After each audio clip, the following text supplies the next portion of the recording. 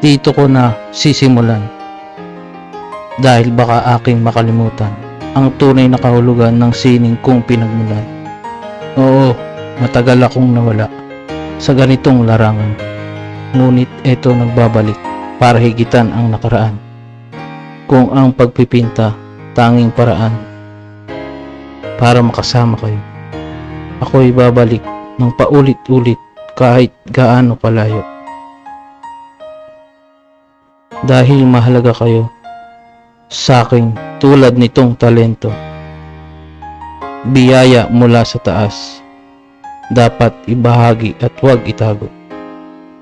Nandito kami ngayon sa school ng Mandaluyong, gumagawa ng project, masayang nagpipinta ng mga tanawin at disenyo.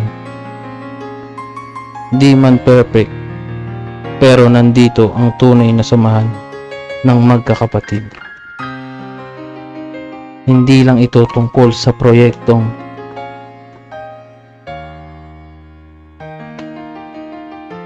aming nililikha, o hindi lang tungkol ito sa porsyentong makukuha pagkatapos. Ito'y samahan ng mga artist na magkakapatid.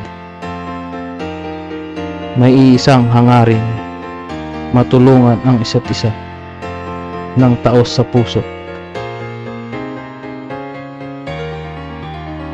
Kasama ko kayo, aking mga kapatid. Malugmok man at mahirapan, wala nang iwanan.